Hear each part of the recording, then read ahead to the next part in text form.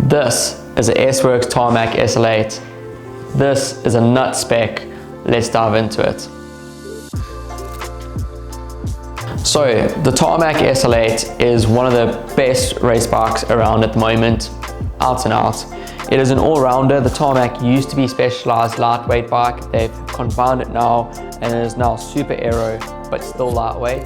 This particular model, as you see it here, is only 6.68 kilos.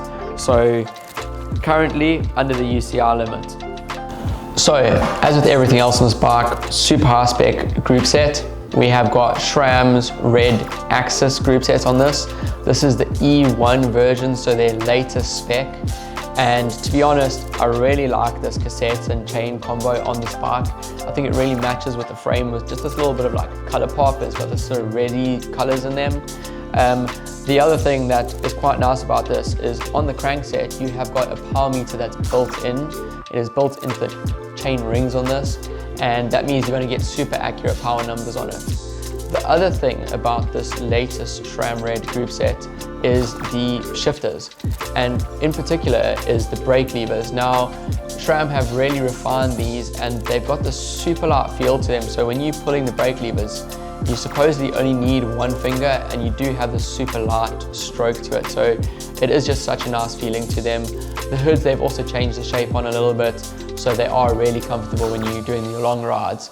This makes it perfect for races. You're getting performance, you're getting low weight, and you're getting comfort. All three things that you want. So the front end, we have got a Roval repeat cockpit. Now this was launched with the SL8 and it helps with the sort of the aero figures on this, but it also means you get the super lightweight because you've got a one-piece carbon construction, as well as being slightly more aero, and you've got a really well-tuned stiffness in it. Also with this front end, you've got this nice thick grip tape, and it is just put you in a nice comfortable position. Mixing with those levers, you can see how nicely it sort of sits around the hands there. So on the front end, you've got aero. To me, also just looks super clean, which is important with such a high spec bike. And it also means that you're just going to get that little bit of extra aero and that stiffness when you're out of the bars. So again, adding to that race bike feel. So the wheels, we have got this Zip 353 NSW wheel set. This is a super high-end wheel set. They have the super distinctive sawtooth profile. They were the first company, I think, that did this. And in traditional Zip style too, they have this texturing that goes along the rims. First on sort of the 303, 404s, the golf ball textures. It just helps with the extra aero and keeps it nice and stable.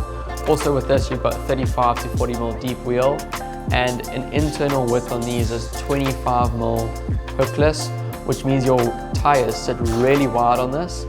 But what makes these wheels so good to me is that they are only 1,250 grams. So they are incredibly light, especially for the depth, and still maintaining the aero, making these a top choice for any race bike. Now, the main piece of this frame set, S-Works Tarmac SL8. Now, first off, this color, we can't ignore it. It is this stunning deep sort of reds, and as you move it around, the colors shift and you get all these little tint pops and everything. And when you take it into the sunlight, it comes to life in a whole new way. Now, something that's quite cool about these paint jobs as well is if you can get like a ceramic coating or detailing done on them, it just takes those colors to a whole nother level. And I think it is quite a nice little feature on the bikes, and I really like them on these SL8s. The other thing that is quite unique about the SL8 is Specialized really took on the feedback from the Venge and the SL7 being really stiff, good race bikes, but later on in longer races not being very comfortable, so making riders tired.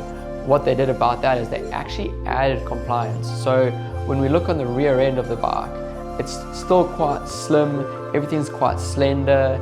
If you're looking at the seat tube, especially at the bottom, it's really skinny. The seat post as well, again nice and skinny. And all those things just add to what Specialized deemed as real build speed. Essentially, keeping things smooth, keeping a rider comfortable, keeping that rider happy, and also meaning that late in a race, they're fresher and able to perform. Now, when you ride the SL8 versus the SL7, you can definitely feel this, and it is without a doubt one of the benchmarks of race bikes nowadays.